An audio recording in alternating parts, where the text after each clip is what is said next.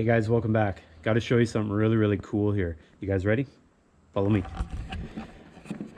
Okay, this is not the Yamaha that you guys have all seen before. This is a golf cart. This now belongs to me. This is another toy in the shop, and I know what you're saying. What the heck? You got a dealership going on there? And no, I don't have a dealership of junk going on, but I do have a really cool new golf cart, and this is it. Last night I was cruising around, and unfortunately I made an impulse buy, but it was something I was sort of looking for. I was looking for another golf cart so that when that clunker out there, and it's actually not a clunker, but when that Yamaha eventually dies, I got something to replace it with. That's at least my excuse for spending the dough. This right here is a club car, and I don't actually know the age of it, but looking at it, it's, I don't know, what do you guys think? 90s of some sort? Obviously this isn't a stock item, but this is about a 90s club car, and this thing had some issues when I first pulled up on it.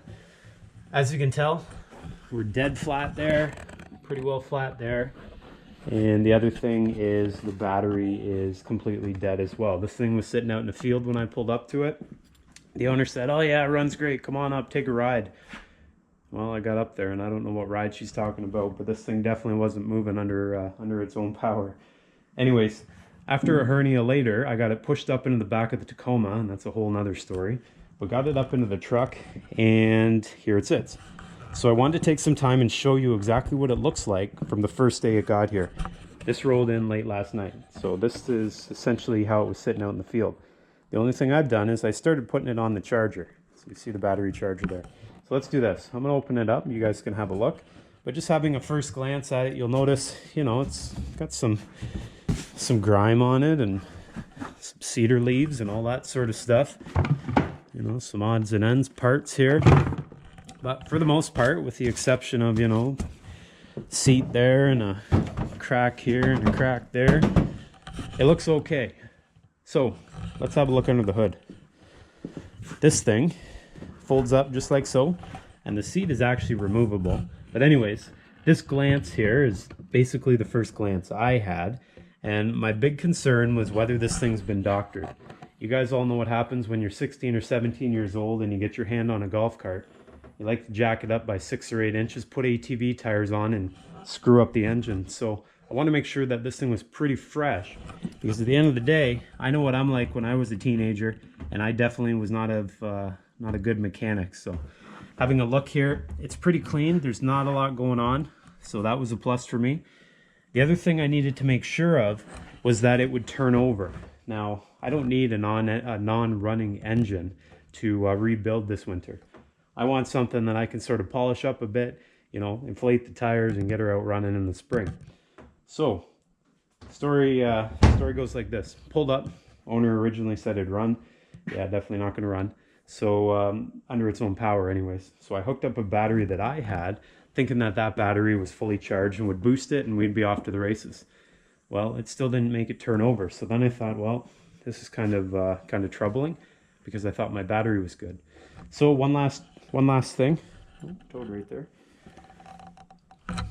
One last thing, I took the old Tacoma, pulled up beside it, and I figured if the Tacoma gets it going, it was meant to be. So we hooked it up to the Tacoma, fired right up. This thing, I didn't want to run too much because that gas in there, since this thing's been sitting out in the field for probably over a year, I didn't want to run all that old gas through the engine. But it did turn over, it moved a little in forward and reverse. Obviously not too far with flat tires. And so I thought, deal is done. So loaded her up and got her here. So what I'm going to show you now is what you would do if you were to buy a golf cart in this condition in order to get it up and operational. So watch this. All right, first things first, I'm going to take this thing off. And I'm using just this pump here. I use this pump for a lot of things, but I'm using the pump in order to suck the old gas out, and I'm just going to put it in this 5-gallon pail here. And I'm trying to think which direction it goes. I think it's going to go like this. I think. I can't remember now. And there's an arrow on here, if I could remember which direction that arrow goes. Yeah, that's right, I think. Find out in a second.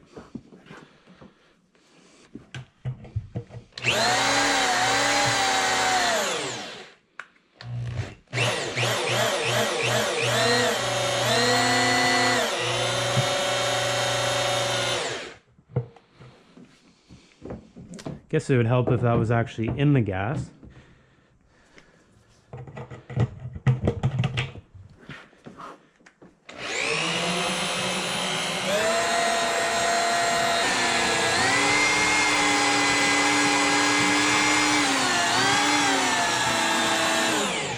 Alright, the tank's empty, so we'll top her up with some fresh stuff.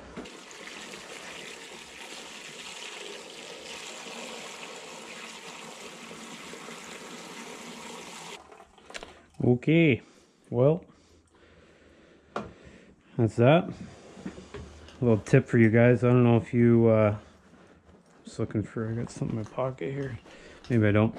I don't know if you guys have these type of jerry cans. They're a bit of a pain. They go real slow. So what I do is I drill a hole there and I put a screw in it, and this sort of acts as a vent. So don't know if that's legal or not here in Canada, but that's what I do. By legal, I mean legal to sell. Okay, so I'm just going to put some of the fuel stabilizer in it, and you can follow the recommendations on the back. I already had a look at it. I could basically use the rest of this, and usually you're only going to use that if it sits. Okay, step number 2. I just put a little air in this. I think I'll put a touch more, and see if we can find where it's leaking from. So what this is just soap and water, dish soap and water or whatever, and all this will do is it'll bubble wherever the holes are. And I'm hoping it's not anything major like a bent rim or something. That turned over.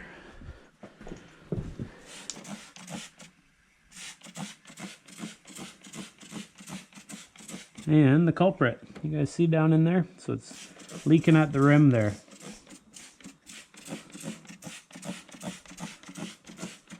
Yeah, that's a few spots at the rim.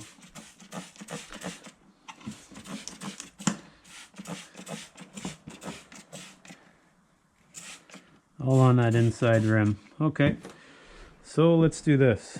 Let's crank it back over. We'll see what the maximum air pressure is. We'll take it up to the maximum air pressure because it's obviously leaking at this rim too. And actually it sounds like it's probably still leaking. What am I saying? Anyways, we'll figure out what the maximum air pressure is by reading the sidewall, and then we'll take it up to that and see if it seals the bead a bit more. Well, since that one's still leaking, I think we're going to focus on the back one. So I got the back one off here. And this is the one that's been sitting flat for a long time. And I just cleaned it off here. You can see what size the tire is. And unfortunately, it's developed a bit of cracking on it. But it's still going to function, I think.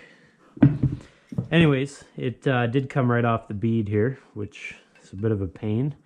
But anyways, I'm just going to make sure the bead feels pretty clean.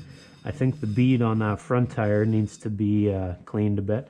But what I'm going to do here is a bit of a redneck ingenuity. And I'm going to go over and grab the ether, aka starting fluid. We're going to grab a lighter, wherever that got to. Oh, right in front of me. And of course it doesn't work. Okay, bear with me. And the responsible person in me is saying don't do this at home, but what the heck, I'm going to do it anyway. So let's get this going here.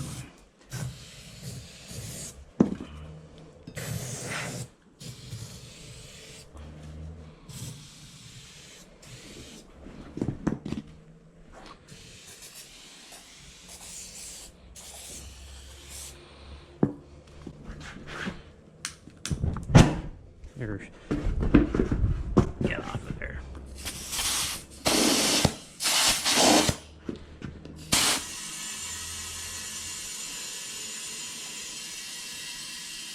Okay, that's how you reseat a tire.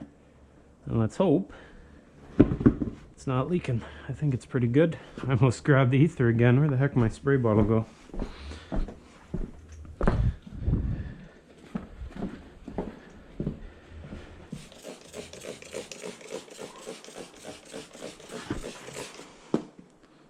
far so good.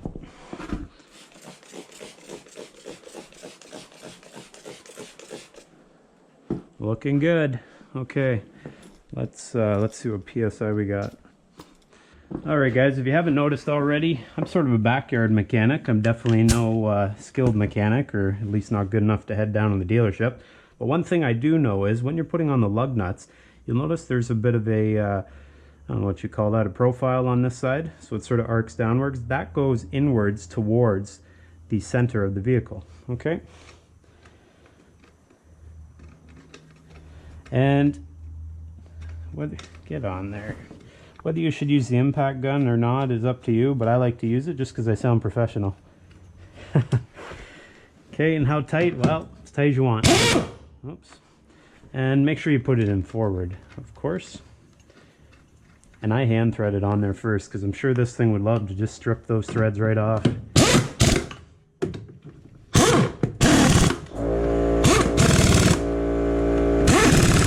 Oh yeah, NASCAR.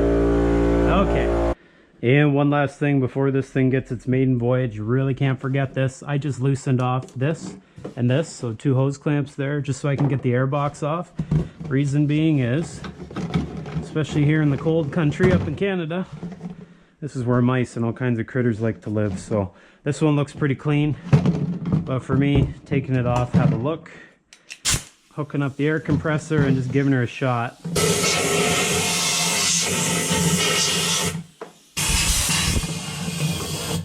That tends to solve a lot of problems, and then we just clean her out.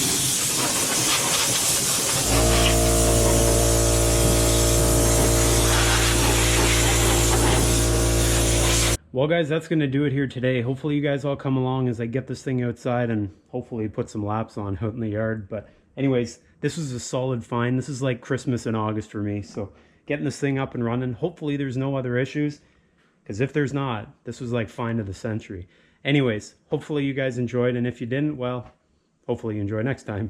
Thanks for watching. We'll see you guys all next time.